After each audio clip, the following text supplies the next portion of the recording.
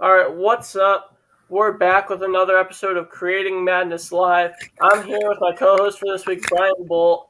Like I said last week, it's pretty much going to be a new co-host every single week because John's doing his practice. John has his games on Wednesday nights, and Wednesday works best for me. It's in the middle of the week. It's in the middle of college basketball, and we have a lot of upsets for you guys this week. Before Well, we get into all that, I want to introduce my co-host, Brian Bolt. How are you doing today, Brian? I'm doing pretty good. How you been? I'm pretty good. You want to shout out any of your socials before we shout out ours? Yes, if you want to follow me on Twitter, I'll put my handle. I should have a new article coming out in the next 2 weeks or so. Uh, it's at Brian, BRIAN underscore Bolt, BOLT 11. Follow me on Twitter.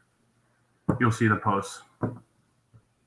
All right, man. For Creating Madness on Instagram, we are at underscore Creating Madness.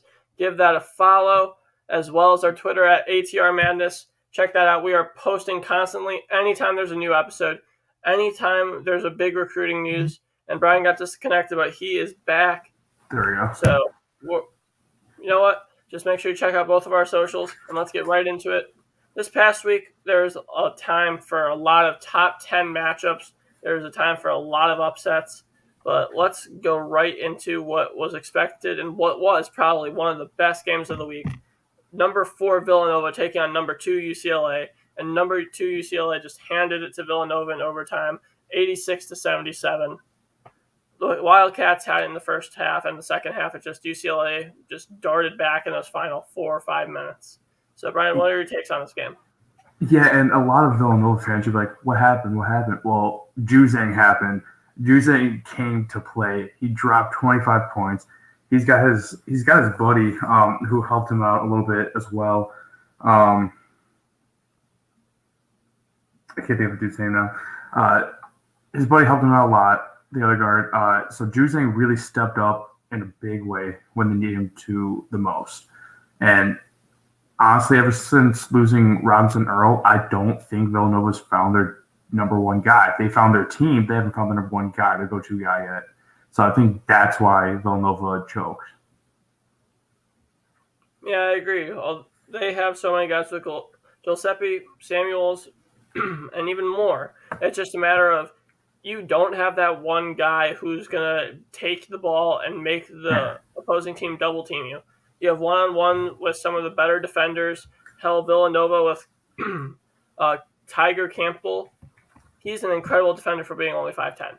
Oh yeah, And just overall he's for UCLA's team is just full with so many incredible defenders. Jaime Vasquez and even Hawkins. Yep. yeah, and then even Miles Johnson. Yeah, So I was thinking about Jacques. He had a pretty good game with Juzang. He's gonna be. What I noticed from that game is that UCLA is gonna have two phenomenal go-to players. You're gonna have your first go-to player and one of the best players in the country in Juzang, and then you have your second go-to player and Jacques. So if Juzang's struggling, you can have another guy. You can have this guy get the ball and still move your offense, scoring points. It's a great thing to have for UCLA right now. which what I noticed was Juzang did struggle, shooting only 9 of 24. If you're Juzang, you can't be doing that. You can't be chucking up the stupid shots you were. You were 1 of 8 from 3. Obviously, you got his 25 points, but Yeah, he got 25 points, but he's got to look at you can't Jacques shoot that more. inefficiently. If you Yeah, shoot that inefficiently in the tournament, you're not going to be winning that game. 9 times out of 10. honestly, if I had this Villanova team and I'd give it a couple months, mid-season, right, and Jack and Juzang did exactly what he did against Villanova with a better Villanova team who found their number one guy, I feel like Villanova is keeping that lead and winning the game. I 100% agree. And then I kind of want to go into another game, which I thought was really interesting. You had Louisville, who is a team ACC, powerhouse team. Obviously, they've had their mishaps ever since the couple incidents with paying people off, etc. Yep. And you have Furman, a team on the upcome. They have been absolutely dominant. Furman beat Louisville 80-72 in Yeah. overtime. And the thing for if you're Furman, you have Mike Bothwell. The kid just dropped 30 on Louisville. What is used to be known as a defensive powerhouse, what used to be known as this incredible team, they just flopped. Louisville completely flopped. Yeah, Louisville definitely choked there. Bothwell, as you said, definitely went off. He had 30 points and shot pretty respectable, 41%. He went absolutely off. He went crazy. He said, "This is the game that's gonna put me on the map," and he made the most of it. One thing I noticed for Louisville, though, one big thing they could take away from this game is that they gotta get Locke some help. Noah Locke cannot do everything, and he looked like he was trying to do too much out there. If you get him some help, he's gonna do more. Because Locke dropped 20 points with shooting 42% as well. So if you have Locke, I'm going to use him as like second guy and try to find him help. Or if you can't, and maybe Locke does step up. Maybe he just had a little bit of a rougher game, only scoring 20 points, didn't pull as much. Locke is your true number one guy. You still need to get him help. Locke cannot do this alone, and he's been trying to. And it's not like any other stars were in foul trouble either. I'm not sure why you're letting your bench play. Obviously, besides, you can use the excuse of, oh yeah, they were tired. But if you're Louisville, you need your best guys on the court every single minute. If you're playing a team and you're that close where you're having to go to overtime, your best player should be on the court every single damn minute of the game. Yeah, that's how it is. And I don't know what Louisville was thinking, and it ultimately cost them the game. Yep, and then moving into another game, which I personally love the outcome of. I'm not sure how anyone could hate the outcome of this next game.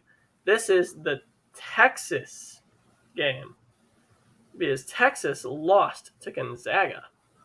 Yeah, what do you think? 74-86 Gonzaga. Although it was only a 12-point win, it's Gonzaga. Texas got lucky to come within that much, and it was really just Timmy Allen carrying that team. Courtney Ramey couldn't do anything. Bishop didn't do much, but again, it's the same thing. They have so much depth, but they're not really getting their starters the ball when they need to. Marcus Carr, 4-13 shooting. He's got to knock that shot down 9 times out of 10 more than he did. Marcus Carr just played absolutely horrendous against Gonzaga.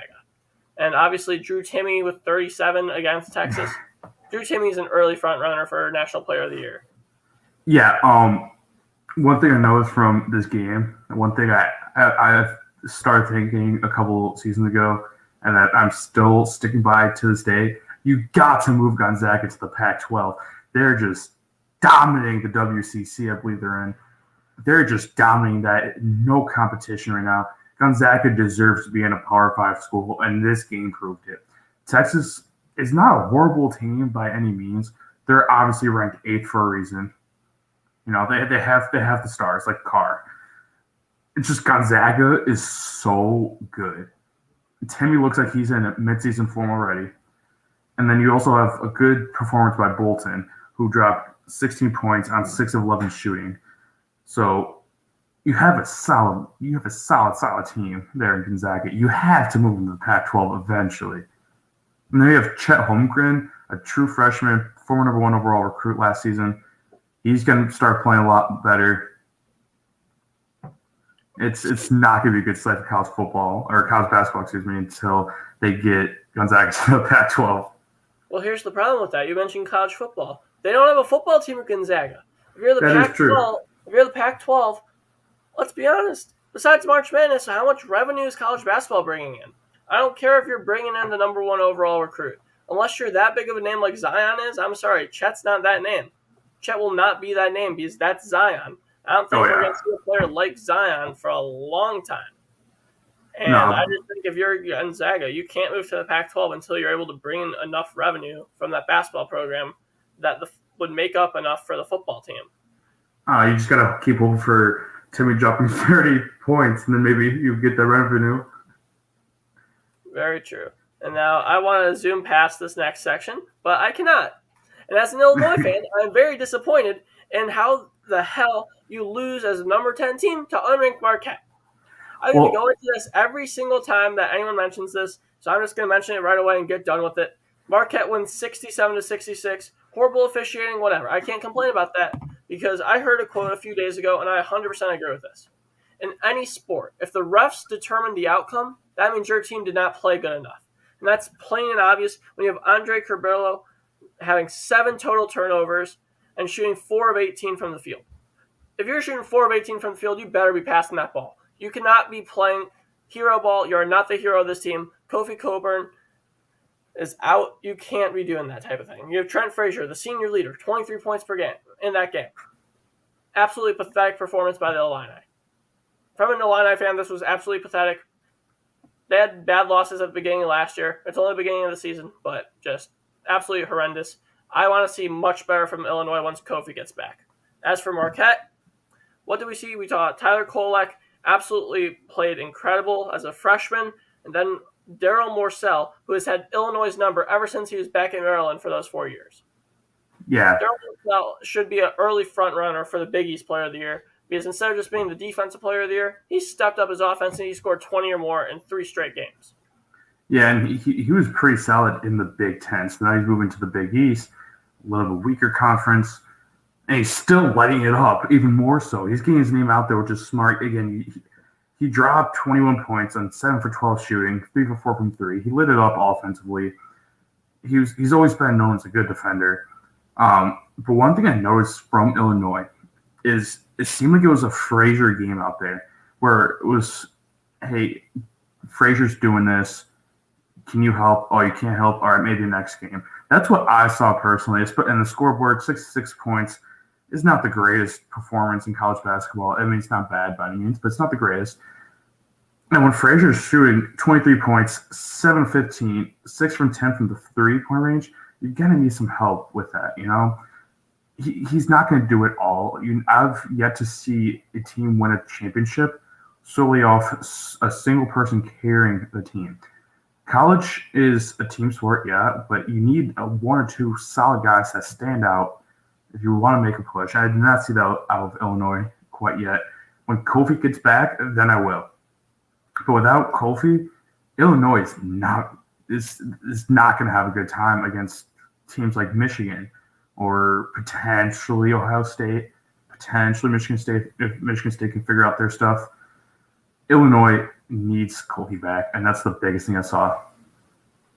I also saw that Lewis on Marquette, he was looking like a solid number 2 option for them as well. Helps out Morcell a lot. So, and it kind of comes back to that scenario with Louisville and Locke help. Marquette has Morcell, but his help is Lewis. And that was very clear when I went back and looked at the game. Like, hey, this Lewis guy, he's pretty good. He's a good number 2 option for them. All right, and then moving into the final review game, we have Oregon. They demolished SMU. SMU was supposed to be a good team. They looked like a JV team against Oregon. And then the next game, Oregon comes out. Oh, we're playing BYU. They're another solid team. We should crush them. A 32-point loss as the number 12 team to unranked BYU. What the hell are you doing, Oregon? Yeah. Like, I think at the beginning, after the SMU game, everyone's pegging you and UCLA on the exact same high level. What the hell happened here? And I can tell you exactly what happened. You have Alex Barcello dropping 25 points on 9 of 11 shooting. And you have Tajon Lucas dropping 12. You have Johnson and Traorce dropping 10 off the bench for BYU. BYU just absolutely killed it. And I think Alex Barcello might be a player in the West Coast Conference to watch. Maybe not player of the year because of Gonzaga, but he's for sure West Coast first team. And if he can keep up with 25-point per game performances, if Timmy slows down, I say you give Barcello the damn award. Barcello is insane. He looks like Jimmer Fredette out there, except with the ability to drive a bit more. I love Alex Barcello, and if you're Oregon, that was just an absolutely stunning performance on how bad you are. The Ducks are terrible, and if they ever allow this type of thing to happen again, you're not at the Pac-12 level. This is only UCLA's conference if Oregon does this type of thing. Oh yeah, I was noticing in that game that Barcello did go off. He did drop 25 points, which is and he did pretty good. One thing that stood out to me like a thorn to the side was just how bad Oregon shot the ball. Oregon could not land a shot to save their life. They shot 32.1% as a team and a 21.4% three-point. That was horrible. That's JV, high school JV level shooting. BYU, on the other hand, they looked like a college team out there. They looked like they knew what they were doing. They knew how to score. They were able to get their shots down. They shot 59.6% a game, which is really good, as well as rounding up 41% from three, which is another really good stat. BYU was able to hit their shots and score the ball, and Oregon just simply could not. They did not look like a capable, competent basketball team out there against BYU. It was very embarrassing. And if I'm an Oregon Duck fan, I am putting my hoodie up and I'm laying low until we can find our swagger back. And if you're Oregon, you need to find that swagger very, very soon because although it's still relatively early with non-conference play, you need that swagger to come back. You need that Oregon-style basketball to come back before conference play, or you all are screwed. Yeah. And speaking of screwed, Florida State against Florida went terrible for Florida State, but Florida looked dominant. I think everyone chose Florida State over Florida. But moving into another game where people are choosing Florida. Oh, wait, no. Not Florida State, but they're choosing Florida in this one against UW-Milwaukee. This is probably the only mid-major game I have on the list to talk about, besides maybe one other, but I'm not sure if you can classify the other one as mid-major. But UW-Milwaukee, Florida. You have Patrick Baldwin Jr. versus that entire Florida team. I'll let you go first here, Brian. What the hell do you think is happening? My prediction for this game is I have Florida winning, but I would not be shocked to see an upset here, believe it or not, because, yeah, Florida's good. Don't get me wrong. They're also 24th to prove how good they are. One way I can see UW-Milwaukee winning this game is if Golston steps up and has a big game. Right now he's averaging 18 points per game. If he can exceed that and have like a 25-point game, and then the rest of his team just a little bit, like drops a couple points in here and there, grabs rebounds, gets on the ball, that kind of stuff, I could see an upset. I could see an upset brewing. I would not be shocked if Florida got upset. However, I don't think they will. I got Florida to win this one. Yeah, for sure. I mean, I also have Florida, but my thing is, you have Derugi and Castleton. Which one's guarding the 6'10" beast of Patrick Baldwin Jr.?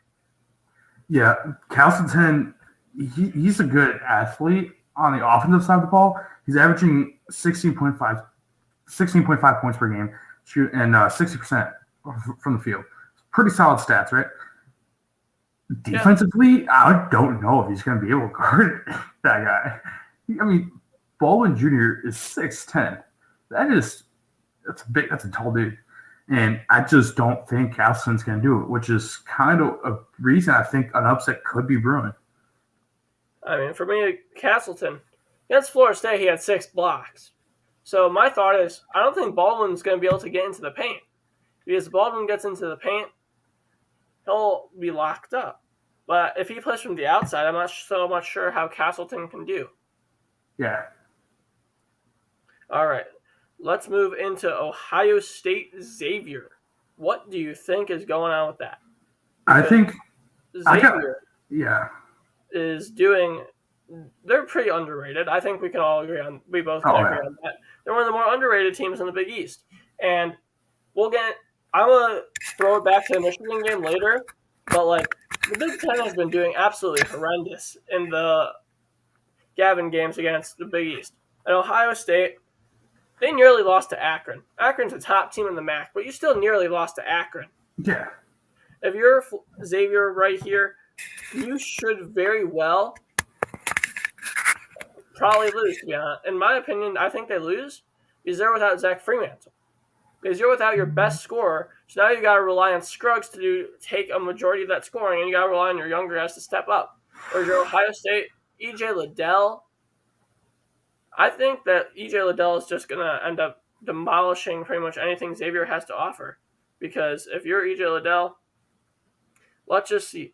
Did he do on a game where he actually played a solid opponent? Against Akron, he did incredible. Because let's just take a look at that. He had 25 points, I believe. Yeah, 25 and 11. EJ Liddell against a much weaker team at 25 and 11, which, you should be getting about that. I need more from Liddell, though. If you're going against Xavier, you need to be putting up that performance, or else Ohio State might get screwed over. Yeah, I got Ohio State win this one in a close game.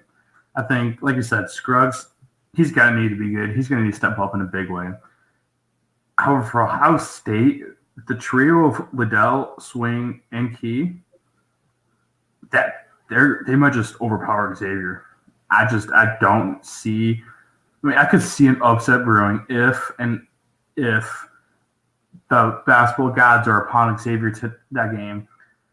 But ultimately, I think the trio will be too much for Xavier to handle. I think Liddell's going to go off like Liddell does. And I think Ohio State's going to win this one.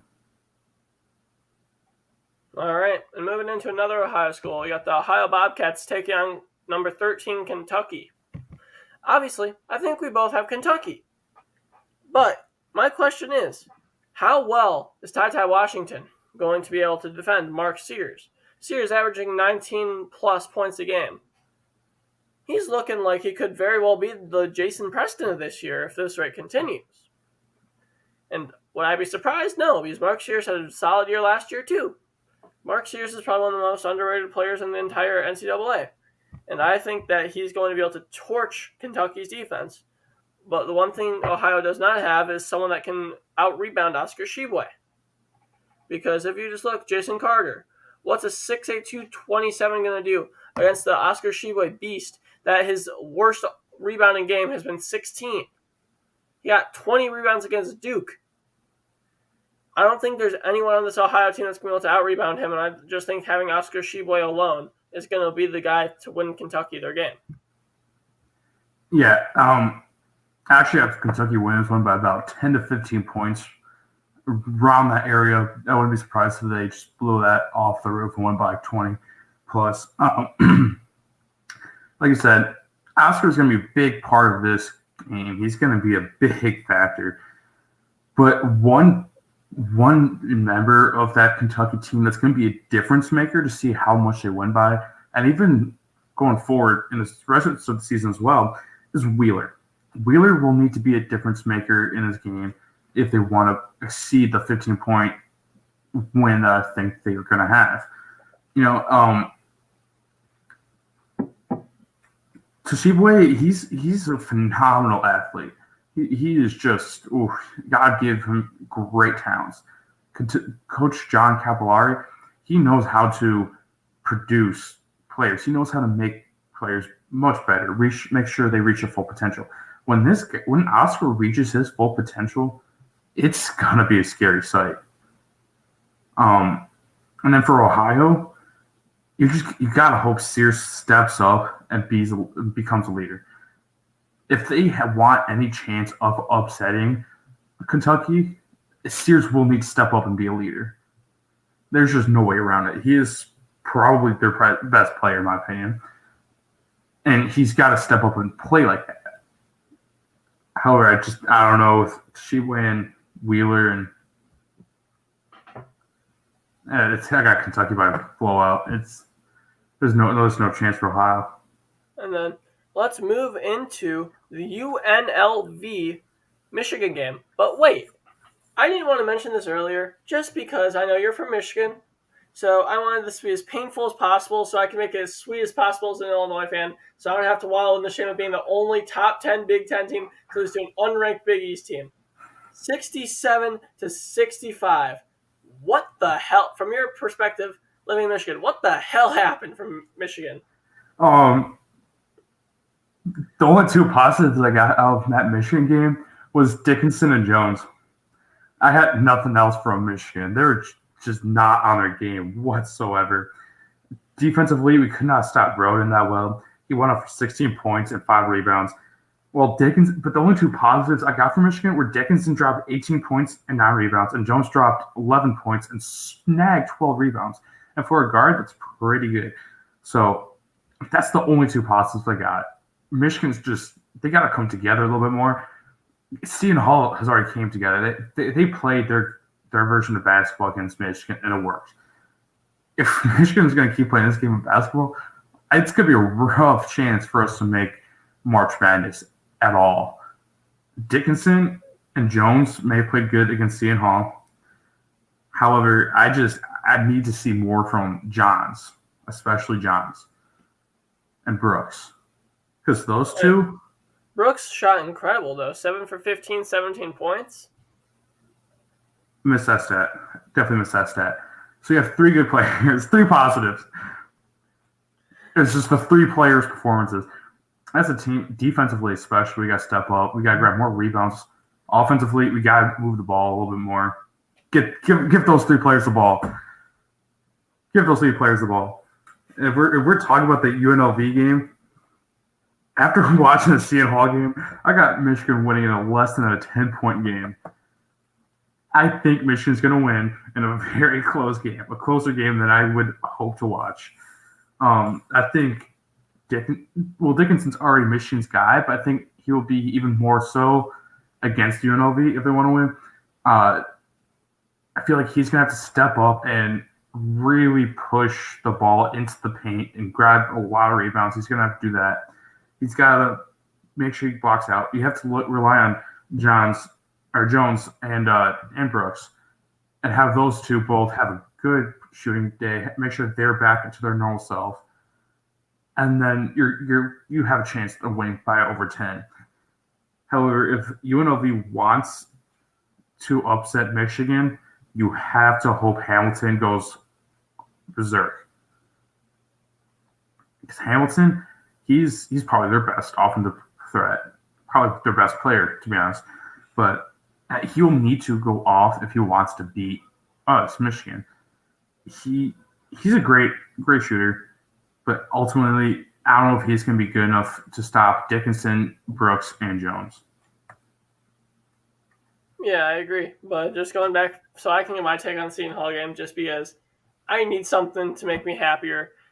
In my opinion, it's a worse loss than the Illinois one, but you know, I'm an Illinois fan, so I'll be biased. But if you're Seton Hall, that's an incredible game. Roden and Jackson just absolutely lit it up. Even Aiken also lit it up, former Harvard player. If you're Michigan, Caleb Houston needs to shoot better. Everyone needs to shoot better. Like, what was it? You went 3 of 15 from 3 as your team. That's 20% from 3. That's pathetic for any college team. Yes. This is not 1991, and you're having your point guard being the only one that can shoot outside of 15 feet from the basket. Or in 2021, you need to be able to shoot the goddamn basketball. If I'm Seton Hall, I take this win. I go into the 2025. I have a lot of confidence. If I'm Michigan, I'm pissed.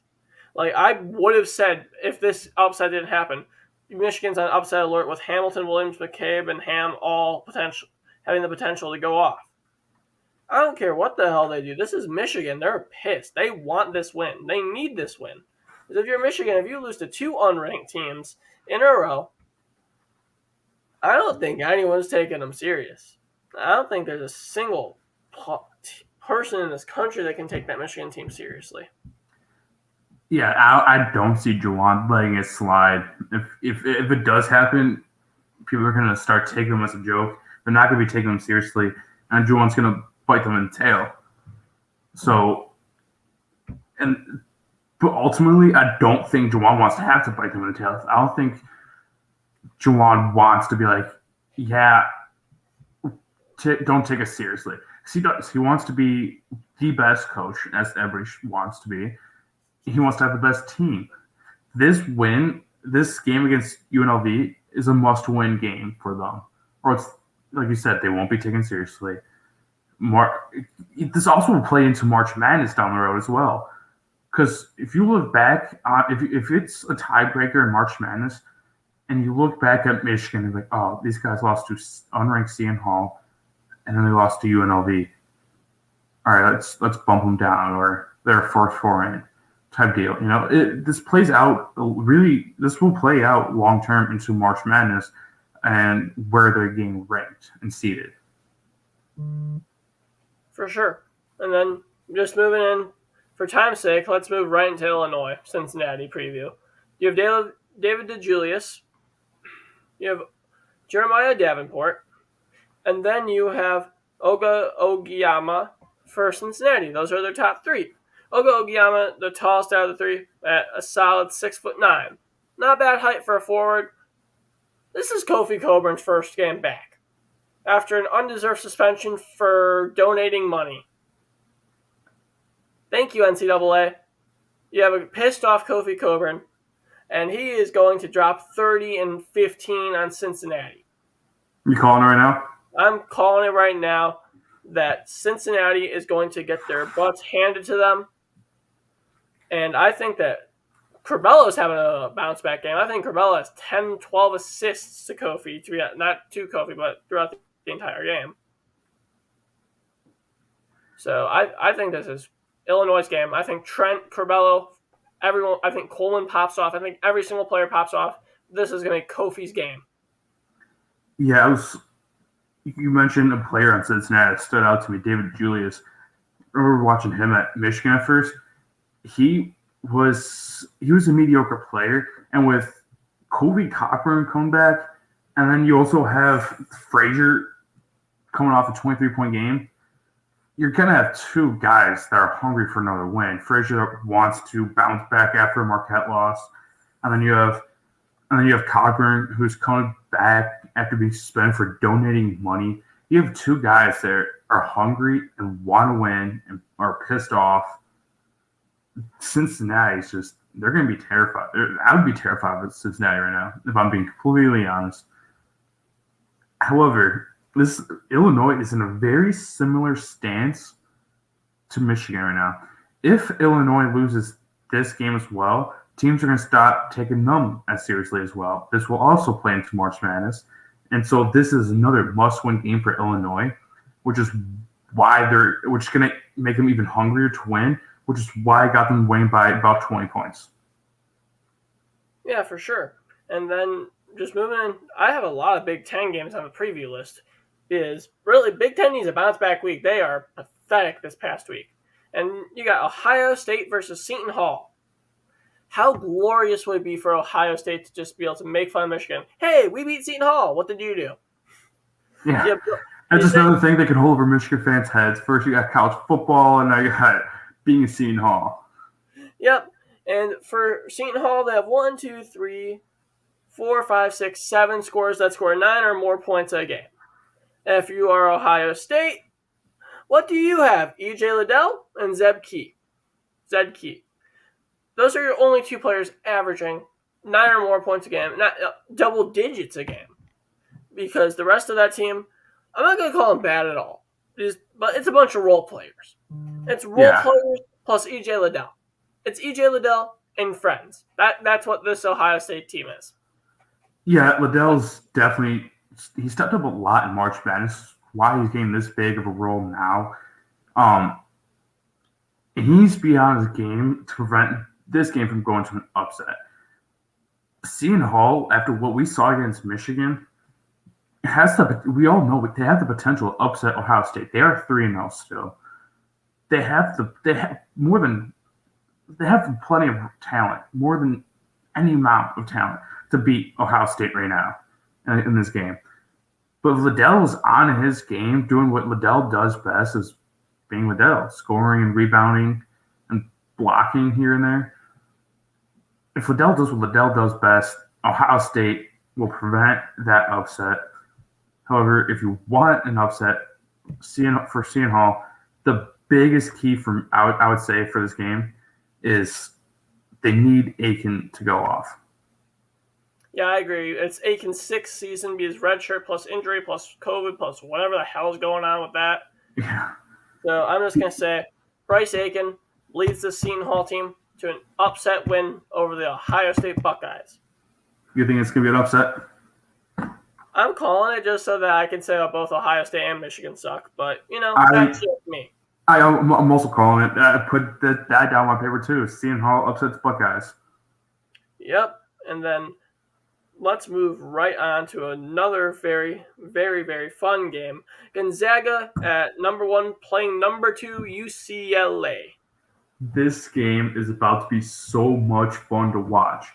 You have two teams with one standout player, their one go-to guy, and then a couple other guys, role players here and there, that are going to be interesting to watch. I think the biggest key for Gonzaga is they need somebody else to step up besides Drew Timme. And that is a must. It's not a recommendation. It's a must. If they don't step up, Juzang and Jacques Jr. are just about to torch Gonzaga. And then Timme can go up for another 37 points. But that won't do much if a player from Gonzaga doesn't step up. You need Timme and you need one other person to step up to compete with Juzang and Jacques Jr. In my opinion, I got Gonzaga winning this in a nail biter. Yeah, I personally think it's a blowout. Because my thought is, unless Juzang shoots 40 or more % from the field, I can't take Juzang. If Juzang's going to shoot 1 from 8 from 3, I can't take Juzang in UCLA. I don't care how good the rest of that team does. If Juzang shoots like that and somehow manages to get 20 or more points, that's just because Gonzaga fouled the living hell out of him. I think that Gonzaga has some of the best defensive guards in the country. So I think they lock Juzang up. I think they lock Tiger Campbell up. I think Tiger Campbell can lock them up as well, but I just think that UCLA doesn't have the defense to shut down Drew Timme. They might be able to slow him down, but they can't stop him. He's getting at least 15. Chet Holmgren, if Chet Holmgren gets hot, he gets hot, and he's going off for 20. It's just a matter of, does Gonzaga want their freshman to score, or does Gonzaga want their senior to score? It's wherever the hell they go to in the post. And I'm so excited for this Gonzaga-UCLA game. This is either, like you said, it's either been close, or in my opinion, I think it's a blowout. I think Gonzaga squashes the UCLA Bruins. Although, I can't call the Bruins a fraud. They beat number 4 Villanova. I can't call them a fraud. That's illogical. But I will say this. Depending on the blowout from Gonzaga, and depending on how they do for the rest of the year, that fraud will be sitting in the back of my mind. I still think Juzang's going to go off this game. I think this is the game he's going to get back on his normal midseason form. I feel like this is the game that Jacques is going to step up in a big way. And I think those two are going to be unguardable and hot. And if they're not, then yeah, it's going to be a blowout. If these two are on their game, they're on top of what they're supposed to be doing, they're making the right calls and passing the right people, it's going to be a close game, I think. Both teams are stacked pretty evenly. And I noticed that against Villanova as well. The UCLA is all around. They have a nice roster with a couple big names in there. All right.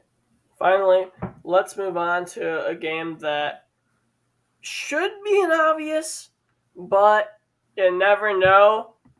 And in my opinion, it's a potential upset. But that's just because I love to hate on Penny Hardaway and the Memphis Tigers. Love Hardaway as a player, just coach. He's gotten it done this year, don't get me wrong, but like, Jesus. The past couple of years have been for him. But Virginia Tech, Memphis, Kiva Luma, Mutz, Murphy, and Hunter Couture. Those are the 4 names, obviously, to watch. They're 4 leading scorers. For Memphis, Jalen Duran, Emoni Bates. Their top 2 leading scorers. Emoni Bates is putting on a showcase this year. Emoni Bates has proven why he should be a top 5 pick. Will he be able to do it once he has to play the top tier defense of Virginia Tech and Kiva Luma? I'm not sure. That this is going to be the game that, for me, decides. Can Penny Hardaway really coach? This is just an early test to me. Because if Memphis can beat Virginia Tech, I don't even care what the score is. I don't care what your ranking is. This is a good defensive team versus a good overall team. Let's see what happens. I'm personally going to pick Memphis, but I will not be surprised if I see a Virginia Tech upset. I would be willing to bet on Virginia Tech if I was 21. Honestly, I got Memphis, and I got this winning big. This game, I think Memphis is going to run away with. I don't think Virginia Tech is going to be able to stop Amani. Amani's got it all. He can do it all. He can score inside. He can dunk on people. He can shoot it. He can shoot it from deep, as he showed the other day. I don't think they're going to be able to figure a way to stop Amani or the rest of the team. I got Memphis win this one big. I know Penny Hardaway he's got some logic. He knows what he's doing in terms of basketball. He was a great basketball player back in the day. He knows how to facilitate this team. And with Amani, who's also supposed to be a once-in-a-lifetime generational talent type dude, as the small forward, supposed to be and I heard he was supposed to be like a KD. If that really is true, and Bates proves that to be true this game, I don't know how you're supposed to stop. I don't know how Virginia Tech's going to stop him if Amani Bates goes off for what he's supposed to be hyped up to. Agreed. And I think that's all for the show. Brandon, thank you so much for joining me. I messaged Brian probably about 5 hours before we started this live stream. I'm like, yo, no one in the network can help me out here. Can you please do me a solid? He's like, yeah, absolutely. Check him out on his socials as well as us at Creating Madness. Check out at ATR Madness on Twitter. We're posting anytime there's recruiting updates. Illinois got the number 53 player in the nation, for Christ's sake. And nice. College basketball is on the upward trend. You got the Big Ten sucking in the beginning. We'll see what happens at the end. You got the West Coast Conference with BYU and Gonzaga looking incredible. You got the ACC with Duke and UNC looking terrific. You got every single aspect of college basketball being the most entertaining thing we've seen since last March Madness. Thank you for joining me, y'all. Make sure you hit the subscribe button, and we will see you later from here at Creating Madness. Take care.